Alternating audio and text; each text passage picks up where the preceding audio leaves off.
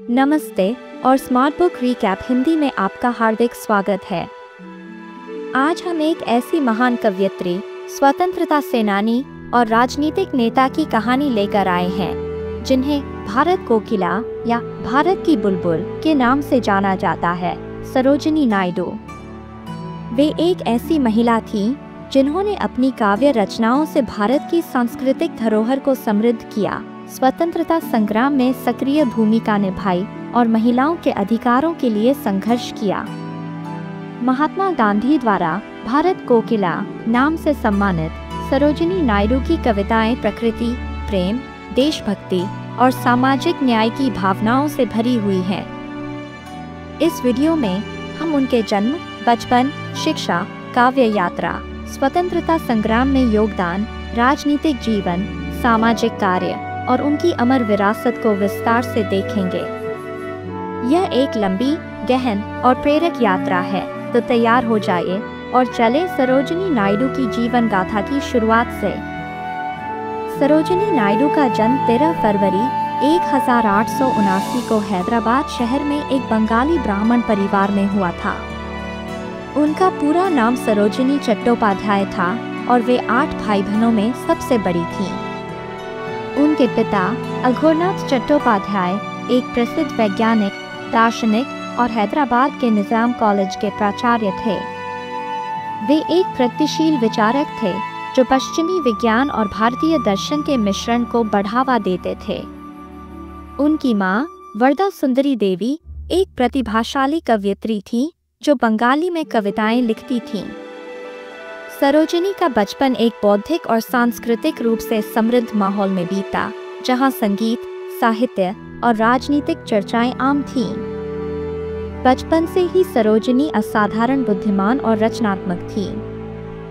वे कई भाषाओं उर्दू, तेलुगु, अंग्रेजी, बंगाली और फारसी में पारंगत हो गईं। मात्र 12 साल की उम्र में उन्होंने मद्रास विश्वविद्यालय की मैट्रिकुलेशन परीक्षा में प्रथम स्थान प्राप्त किया, जो उस समय एक बड़ी उपलब्धि थी। उनके पिता ने उन्हें गणित या विज्ञान में करियर बनाने के लिए प्रोत्साहित किया, लेकिन सरोजिनी की रुचि कविता और साहित्य में थी। एक प्रसिद्ध किस्सा है कि 13 साल की उम्र में सरोजिनी ने हैदराबाद के निजाम के दरबार में एक कविता सुनाई जो इतनी प्रभावशाली थी कि निजाम ने उन्हें विदेश में उच्च शिक्षा के लिए छात्रवृत्ति प्रदान की। यह घटना उनके जीवन का एक महत्वपूर्ण मोड़ थी। सरोजिनी के भाई बहन भी प्रतिभाशाली थे। उनके भाई वीरेंद्र नाथ चट्टोपाध्याय एक क्रांतिकारी थे जो गदर पार्टी से जुड़े थे, जबकि भाई हरेंद्र नाथ चट्टोपाध्याय एक कवि, नाटककार और अभिनेता थे। परिवार का माहौल स्वतंत्रता और रचनात्मकता से भरा था। सरोजिनी बचपन में ही भारतीय संस्कृति, प्रकृति और सामाजिक मुद्दों से प्रभावित हो गई। वे हैदराबाद की सड़कों, बाजारों और त्योहारों को देखकर कविताएं लिखने लगी, जो बाद में उनकी प्रसिद्ध रचनाओं का आधार बनी। सरोजिनी की औपचारिक शिक्षा हैदराबाद के निजाम कॉलेज में शुरू हुई, लेकिन निजाम की छात्रवृत्ति के कारण वे 1895 में इंग्लैंड चली गईं। उन्होंने पहले किंग्स कॉलेज, लंदन में दाखिला लिया, जहां उन्होंने विज्ञान और गणित का अध्ययन किया, लेकिन उनकी रुचि साहित्य और कला में थी। बाद में वे गर्डन कॉलेज, कैम्ब्रिज में स्थानांतरित हो गईं, जहां उन्होंने साहित्य, इतिहास और राजनीति का गहन अध्ययन किया। कैम्ब्रिज में सरोजिनी ने पश्चिमी साहित्य से परिचय प्राप्त किया, जिसमें शेक्सपियर, वर्ड्सवर्थ और टेनिसन जैसे कवियों का प्रभाव पड़ा। साथ ही वे भारतीय दर्शन, वेदांत और उपनिषदों का अध्ययन जारी रखी। इंग्लैंड में सरोजिनी ने कई भारतीय और ब्रिटिश बुद्धिजीवियों से मुलाकात की। वे थियोसॉफिकल सोसाइटी के सदस्यों से मिलीं, जो आध्यात्मिक और सामाजिक सुधारों पर चर्चा करते थे। 1896 में सरोजिनी ने कैम्ब्रिज विश्वविद्यालय की डिग्री पूरी की, लेकिन स्वास्थ्य समस्याओं के कारण वे भारत लौट आईं। विदेश यात्रा ने उनकी सोच को व्यापक बनाया। उन्होंने पश्चिमी लोकतंत्र और भारतीय राष्ट्रवाद के बीच सामंजस्य ढूंढा, जो बाद में उनके काव्य और राजनीतिक कार्यों में दिखा। सरोजिनी ने इंग्लैंड में ही अपनी पहली कविताएं लिखना शुरू किया, जो भारतीय संस्कृति और प्रकृति की सुंदरता को दर्शाती थी। 1898 में सरोजिनी का विवाह डॉक्टर मुथ्याला गोविंदराजुलु नायडू से हुआ। संग्रह की सफलता ने सरोजिनी को भारत की बुलबुल का खिताब दिलाया। 1912 में उनका दूसरा संग्रह द बर्ड ऑफ टाइम प्रकाशित हुआ, जिसमें प्रेम, मृत्यु और देशभक्ति की थीम्स हैं। कविता in the bazaars of Hyderabad इस संग्रह की सबसे प्रसिद्ध रचना है, जो हैदराबाद के बाजारों की जीवंतता को दर्शाती है। 1917 में द ब्रोकन विंग प्रकाशित हुआ, जिसमें युद्ध, प्रेम और भारतीय संस्कृति की भावनाएं हैं। सरोजिनी की कविताएं गीतात्मक हैं और इन्हें संगीतबद्ध किया जा सकता है। वे प्रकृति, पक्षियों, फूलों और भारतीय जीवन की छवियों से भरी हैं। सरोजिनी ने बच्चों की कविताएं भी लिखीं, जो सरल और आकर्षक हैं। उनकी कविताओं में देशभक्ति की भावना भी झलकती है, जैसे द गिफ्ट में स्वतंत्रता की कामना। 1961 में उनकी मृत्यु के बाद उनकी बेटी पद्मजा ने the feather of the dawn संग्रह प्रकाशित किया, जिसमें अप्रकाशित कविताएं हैं। सरोजिनी की कविताएं भारतीय साहित्य का महत्वपूर्ण हिस्सा हैं और वे आधुनिक भारतीय जीवन, त्योहारों और संघर्ष को चित्रित करती हैं।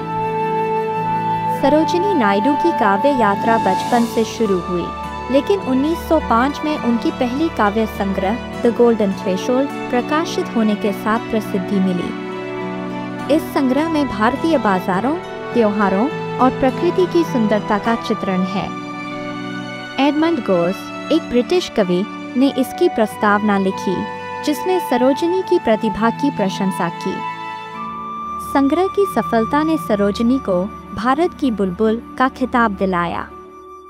1912 में उनका दूसरा संग्रह द बर्ड ऑफ टाइम प्रकाशित हुआ, जिसमें प्रेम, मृत्यु और देशभक्ति की थीम्स हैं। कविता in the bazaars of Hyderabad इस संग्रह की सबसे प्रसिद्ध रचना है, जो हैदराबाद के बाजारों की जीवंतता को दर्शाती है।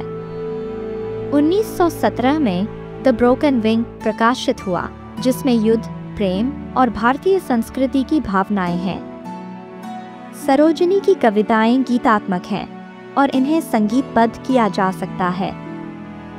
वे प्रकृति, पक्षियों, फूलों और भारतीय जीवन की छवियों से भरी हैं।